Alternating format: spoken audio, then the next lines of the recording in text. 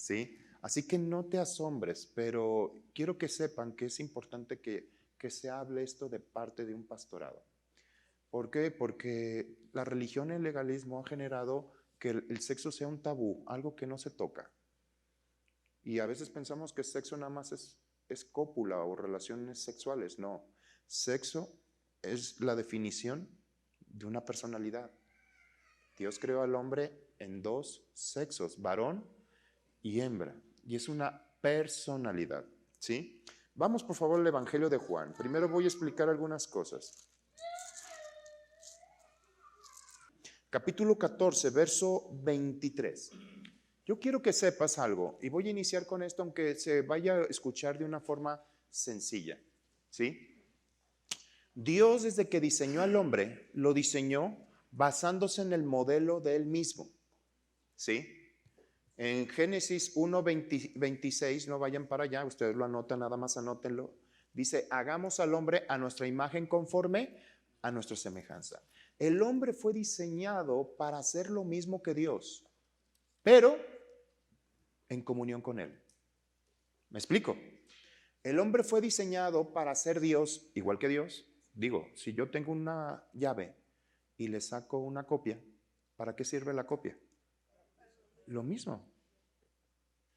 Y tú el hombre fue creado siendo una copia de Dios, por lo tanto fuiste diseñado para hacer las mismas cosas de Dios.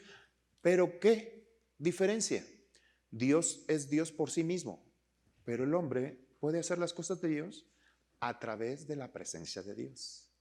El hombre sin Dios no puede hacer nada. ¿Me explico? Y siempre Dios pensó en tener al hombre, en tener una relación personal con el hombre. Por eso diseñó una parte dentro de tu ser que se llama corazón. El corazón fue diseñado para que Dios habitara en el hombre. Es la parte interna. ¿Me explico? Sí.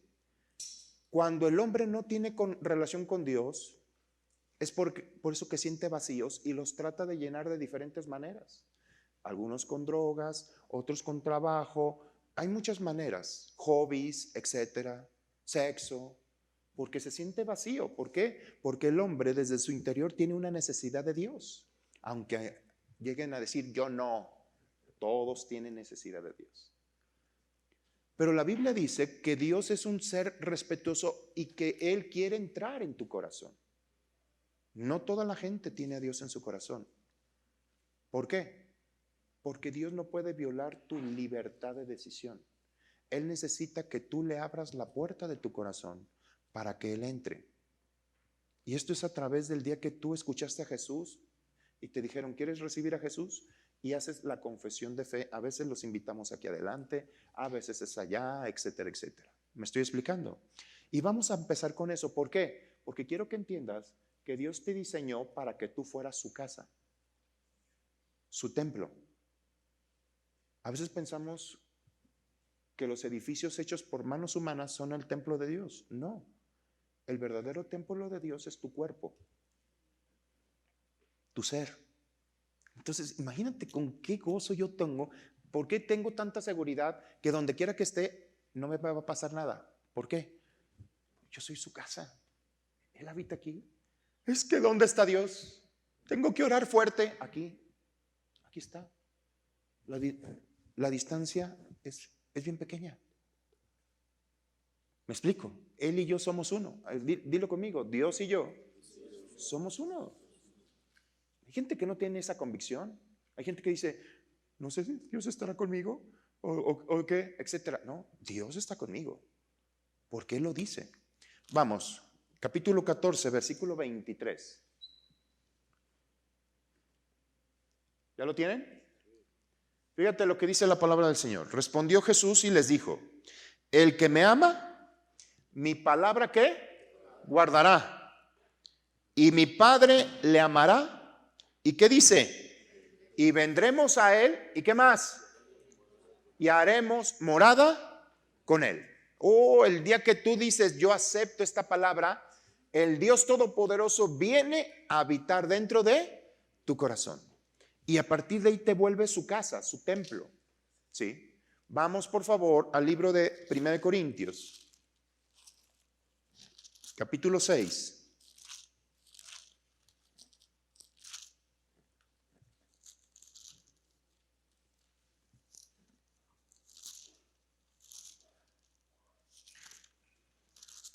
Permíteme. Es capítulo 3 que diga. Verso 16. ¿Ya lo tienes? Dice, ¿no sabes que sois el templo de Dios y que el Espíritu de Dios, ¿qué dice? Mora. La palabra morar es habitar. El Espíritu Santo mora en mí. ¿Cuándo sucedió esto? El día que yo le dije, Jesús, entra en mi corazón. ¿Me explico? Ojo. Nunca se ha vuelto a salir. Hay gente que dice, quiero volver a recibir a Jesús. No, ya lo tienes, nada más que haz de cuenta que estabas mulo con él. Sí, ¿cuánta gente vive en una casa y ni se habla? Y está el niño ahí, dile a tu papá que me pase la sal. Estando el papá enfrente, ¿no? O sea, ni siquiera se quieren hablar. Muchos así están con Dios. Y no están disfrutando el hecho de que su presencia está ahí. Híjole, yo cómo aprovecho los momentos donde no hay gente para estar platicando con Él. Él está conmigo. Tienes que ver esa convicción. Amén. La Escritura dice que tú estás siendo Dios, una vez que entró en su casa, está arreglando su casa, está edificando su casa.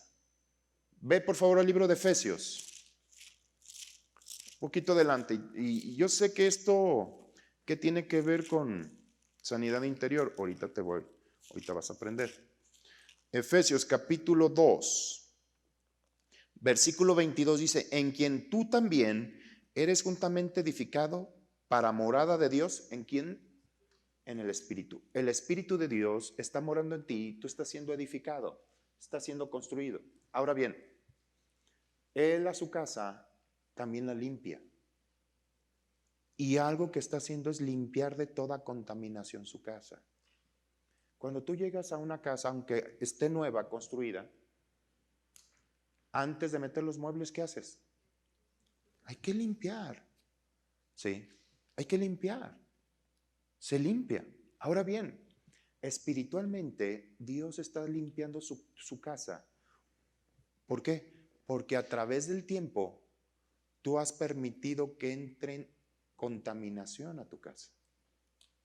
Ya hemos hablado de resentimientos, rencores, etc. Pero hoy voy a hablar de otra clase de contaminación de la cual hace mucho daño a la gente y que a lo mejor estás viviendo con las consecuencias de esa clase de contaminación desde ahorita.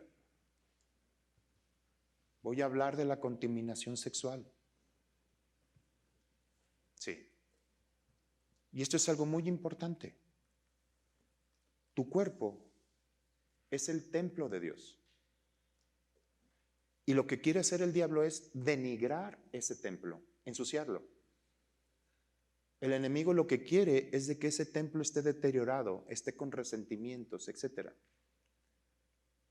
En el tiempo de la ignorancia, antes de que vinieras a conocer, porque en realidad no conocías esta palabra de Dios, te decías creyente, pero jamás habías abierto la palabra de Dios. Entonces, ¿en qué creías o en qué estaba sustentada tu fe? A lo mejor en religión, en fundamentos, en filosofías, en tradiciones, pero no en el fundamento que es la palabra. ¿Estamos comprendiendo? Vamos, 1 Corintios. Ya voy a entrar al tema. Se va a poner emocionante y ahora sí ni les va a ajustar ya no le van a hacer así por calor, sino por tensión. 1 Corintios, capítulo 6, versículo 15. ¿Ya lo tienes? ¿No sabes que tu cuerpo es miembro de Cristo? Quitaré pues los miembros de Cristo y los haré miembros de una prostituta o de una ramera. De ningún modo, dice. ¿O no sabes que el que se une con una prostituta, una ramera, se vuelve una sola persona con ella? Porque dice, los dos serán una sola carne. Pero el que se une al Señor es un espíritu con Él. Y te dice en el 18, huye de la fornicación. Cualquier otro pecado que el hombre cometa está fuera del cuerpo, mas el que fornica contra su propio cuerpo peca. Y voy a explicar un poquito acerca de la fornicación, que se oye algo fuerte. La Biblia, cuando habla de la fornicación, le habla en un sentido natural o en un sentido espiritual. La palabra fornicar significa tener una relación ilícita, algo fuera del orden. Sí. Y cuando se habla de una fornicación espiritual era cuando el pueblo de Israel buscaba otros dioses y hacía a un lado a Dios. Dios, por ejemplo, le dijo al pueblo de Israel, no te hagas ninguna imagen, nunca adores a otro Dios que no sea yo. Y a través de la escritura vemos cómo el pueblo de repente se ponía a adorar a los Baales, que eran dioses de aquellos tiempos. Y la idolatría se volvió una forma de fornicación. ¿Qué es la idolatría? La idolatría es cuando tú pones tu corazón en algo que no es Dios. Eso es idolatría. No nada más es el hecho de una imagen, no. A veces estás idolatrando a tu marido. Ay, mira nomás. Oh, oh. Y te vuelve y toma el lugar de Dios. Muchas veces tu marido, tu esposa toman el lugar de Dios, o tus hijos toman el lugar de Dios. Eso es idolatría. Hay gente que idolatra su trabajo. Puede faltar lo que sea menos de ir a trabajar. Eso es una forma de idolatría. Sí. Y lo que Dios dice, que es todo eso, todo lo que no sea Dios, te va a traer dolor y te va a traer daño. Ahora bien, pero te habla en específico de la fornicación y dice, ¿por qué la fornicación? Dice, cualquier cosa que el hombre haga, lo hace fuera del cuerpo, pero el que fornica contra sí mismo se daña. ¿Por qué? Quiero explicar acerca de la fornicación. La fornicación es un pacto ilícito. Y la Biblia describe, escúchame lo que te voy a decir, que una relación sexual es la forma de sellar un pacto entre dos personas para volverse una. Por eso el matrimonio que Dios estableció dice, el hombre dejará a su padre y a su madre y se unirá o tendrá relación sexual con su mujer y serán una sola persona. La relación sexual es el recordatorio del pacto. ¿Me explico? Es por eso tan poderoso el principio del matrimonio. ¿Por qué? Porque aunque son del mismo, de la misma raza humana, son en dos géneros diferentes. No se puede decir que el hombre es igual. Aquellas mujeres que pelean, es que somos iguales, buscan igualdad. No somos iguales. Pregúntenle a un médico, tu cerebro trabaja de forma diferente al del hombre. Ni siquiera dos hombres son iguales. ¿Me estoy explicando? O sea, la gente se pone a pelearse por cosas que no ni entiende. Ahora bien, escúchame, como la relación sexual es la forma de establecer un pacto, todo lo que es fuera del matrimonio se puede abrir una puerta para que el hombre sea contaminado con respecto a eso. ¿Me estoy explicando? Miren, quiere decir que si yo, ahí la escritura dice, si me unan a una ramera, una prostituta, ¿con cuántos hombres se ha acostado? Díganme. Pónganse, vamos a poner un número, 20. Esos 20 hombres, ¿con cuántas mujeres cada uno se ha acostado? ¿Me estoy explicando? Ahora, ¿qué tiene que se acueste? Ok, ¿qué pasa si una ramera se acostó con un hombre que invoca a Satanás? Dice, el que se une a una mujer, ¿se vuelve qué? Quiere decir que las cosas de esa persona se le transmitió a la persona. Si nos ubicamos, hay muchos recatrocochónfolis. Porque hay gente que trae una lista de batalla tremenda. Porque la Biblia dice que el que se une a una mujer se vuelven uno. Las cosas de ella se te transmiten a ti y tus cosas se transmiten a ella. Porque por eso es el pacto del matrimonio. ¿Qué es lo que ha hecho el diablo? Hacer que eso sea lo más normal. Y vamos a ver un caso. Vamos al libro de Números, por favor. Desde el capítulo 22, no nos vamos a detener ahí. Enseña la historia del pueblo de Israel cuando salió de Egipto. Y hubo un rey llamado Balac. ¿Sí? 22:1 dice: partieron los hijos de Israel y acamparon en los campos de Moab, junto al Jordán frente a Jericó. Y vio Balac, hijo de Zippor, todo lo que Israel había hecho al amorreo. Y Moab tuvo gran miedo a causa del pueblo, porque era mucho, y se angustió Moab a causa de los hijos de Israel. Y dijo Moab a los ancianos de Madián: ahora lamerá esta gente todos nuestros contornos, como lave el buey la grama del campo. Y Balac dijo así, hijo de Zippor, era entonces rey de Moab. ¿Sabes qué hizo este rey? Fue y le pagó a un vidente para que maldijera al pueblo de Israel. Sí. Entonces, cuando vino ese profeta, Dios le dijo: no, ni se te ocurra. ¿Por qué? Porque es mi pueblo. No se puede maldecir lo que yo he bendecido. Y si tú vas a hablar mis palabras, solamente va a salir palabra de bendición. Entonces le pagaban para que lo maldijera, y ya cuando estaba ahí, bendito sea Israel. El otro dijo: hey, yo te pagué para que lo maldijeras. Y varias veces sucedió lo mismo. Y no podían maldecir. ¿Por qué? Porque tú eres bendecido. Di conmigo: yo soy bendecido de parte de Dios. La maldición no me toca para mí.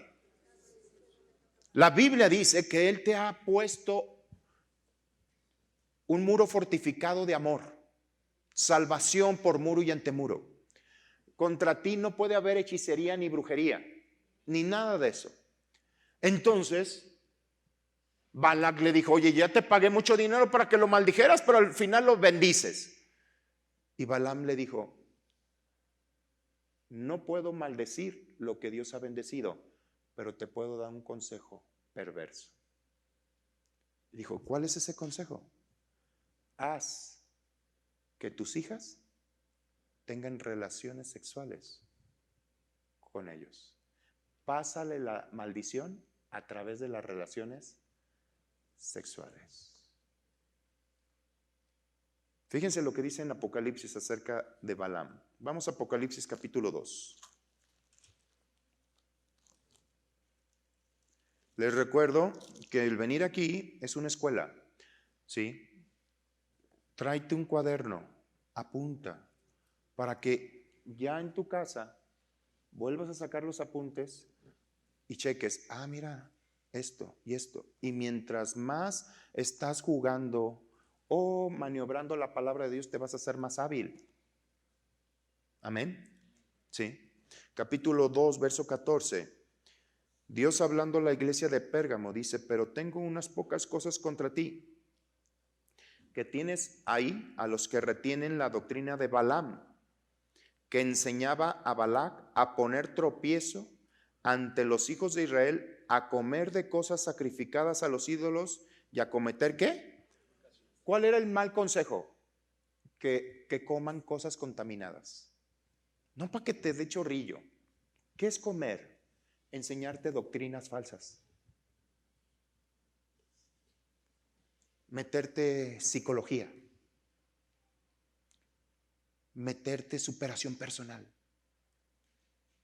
Meterte adoración a los ángeles. Es que adórale a los ángeles. Los ángeles no se les adora. Los ángeles te sirven a ti. Al único que se le requiere adoración es a Dios. Y la palabra adorar no nada más es una postura. La palabra adorar es servirle de forma continua, estar sirviéndole continuamente. Eso es adoración. ¿Me estoy explicando? Sí. Entonces, a lo mejor vienen doctrinas. Por ejemplo, ahorita está lleno de filosofías demoníacas. Vamos a ver algo al respecto en Timoteo. Vamos a 2 de Timoteo.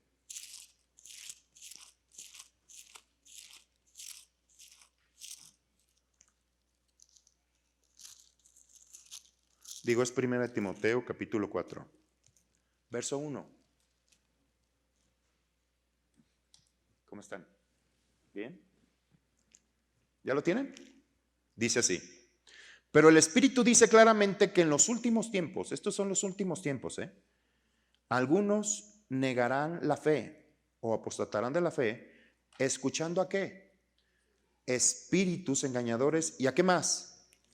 Doctrinas de demonios. ¿Cuál es esa doctrina? Matrimonios igualitarios.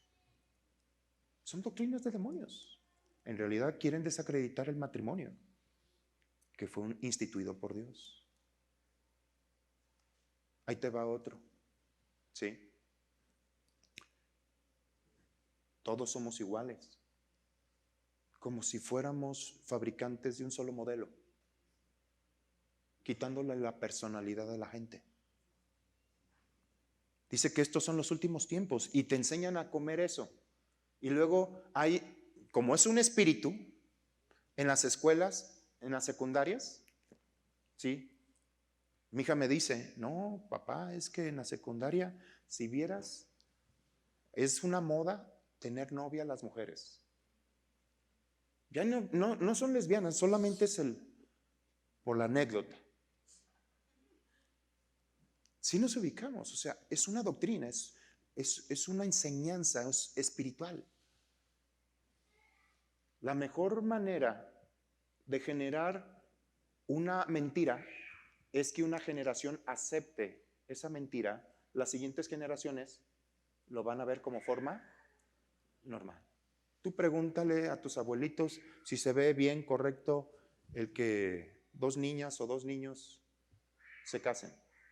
Dice, oye, y un día le pregunté así a una señora y eso es del diablo, así me dijo. Sí. ¿Por qué? Porque su generación había sido enseñado. Pero ¿qué es lo que sucede? Dice la doctrina de Balaam que hacen que coman cosas sacrificadas a los ídolos, cosas contaminadas. Y a veces terminan, mamá, ¿eso qué? Déjalo. Let it be. Déjalo ser. ¿Eso es normal? No. A lo mejor tú te has normalizado en eso, pero eso es antinatura. Y le han quitado. Ahorita, por ejemplo, me decía un pastor de esa ley de los niños trans, que ya el niño, si te dice, ya quiero ser niña, los papás ya no tienen nada que hacer. Fíjate, o sea, no los dejan tomar cerveza, pero sí cambiar de sexo. ¡Qué tontería! Eso es una doctrina ¿de qué? De demonios. Aquí, la palabra. Con la palabra. Tanto se puede corregir en la enseñanza como en la conducta de una persona. No violentarla. La palabra misma se va a encargar de producir el querer como el hacer. ¿Por qué? Porque esto es un espejo, hija. Aquí es el reflejo de cómo Dios te concibió. Y a medida que te vayas viendo aquí, te vas a decir, de esta manera me ve Dios. Entonces, las viejas ideas o las ideas contaminadas se van quitando. ¿Sí me expliqué? Sí. Solamente es a través de la palabra. Sin la palabra no se puede hacer nada. Por eso la Biblia dice, y conocerás la verdad, y la verdad te hará libre. ¿Sí me explico? ¿Sí? ¿Cuántas cosas están siendo? Y yo les he dicho, los ataques de ese tipo de doctrinas van directamente a los niños y a los adolescentes. Así dice la Escritura, porque son las partes más vulnerables. Y ves los movimientos feministas, ¿de qué están llenas? Jovencitas. Pro aborto, ni siquiera saben qué es un aborto. Ni siquiera saben el mover espiritual de aborto que hay, porque el aborto es un homicidio. Y la Biblia dice que el homicida huirá de ciudad en ciudad y no encontrará reposo. Por eso, un gran porcentaje de mujeres que abortan terminan con tendencias suicidas, porque es espiritual. Es que eso es pecado, abortar. No, yo no estoy hablando de condenar eso. Estoy diciendo del fundamento malo satánico y de las consecuencias que hay. ¿Sí me explico? De cómo una persona puede ser libre. Por eso la pregunta que me hizo esta jovencita es algo importante. ¿Cómo? O sea, no me digas que es malo, sino cómo una persona, cómo se resuelve. Pues eso es las cuestiones que tú, los cuestionamientos que tú te tienes que hacer. Y aquí está, la escritura te lo dice. Entonces el diablo sabe de qué manera hacer que la persona, el hombre, empiece a contaminarse y empiece a traer ideas. Y a veces líderes desde niñitos empezaron, pregúntale a Hitler, esas ideas del rencor, por ejemplo, ante los judíos, vino de familias. ¿Sí sabías que sus abuelos eran judíos?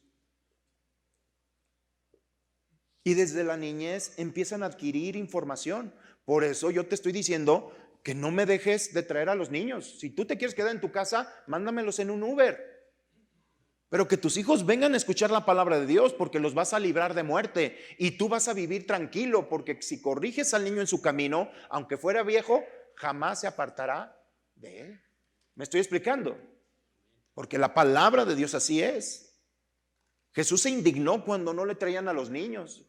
Dijo, dejad a los niños, venid a mí y no se lo impidan, porque de los tales es el reino de los cielos. Lo están recibiendo.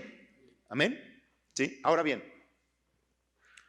vamos a ver qué fue lo que le aconsejó. En el capítulo 25 de Números, vamos a ver, ¿sí?, qué es lo que hizo el pueblo de Israel siguiendo el consejo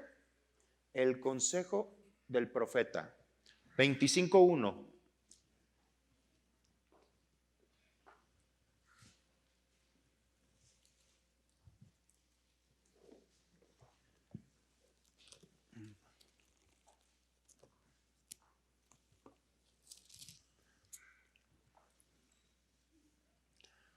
¿Ya lo tienes? Mira, te voy a decir una cosa. Si yo tengo una empresa de coches y saco un modelo, saco un prototipo de ese modelo, ¿verdad? A partir todos los modelos, todos los carros de ese modelo van a salir iguales a ¿qué? Al prototipo, ¿verdad que sí? Y yo le empiezo a hacer modificaciones. ¿Sí sabían que un carro que le haces modificaciones pierde su valor? Aunque le pongas llantas mejores y todo. Cuando tú quieres revender un carro, te piden que sea pintura original, todo original, hasta las tapas, esas tapas feas de la Nissan, que un tope sale. ¿Prefieres comprarles una de esas y quitarle los rines? Yo vendía carros, yo a mis carros sí los modificaba, les ponía rines, etcétera, pero a la hora de vender prefería ponerles los rines originales porque se vendían más caros. Cuando tú vas al modelo original de la vida perfecta, tu vida empieza a tomar orden.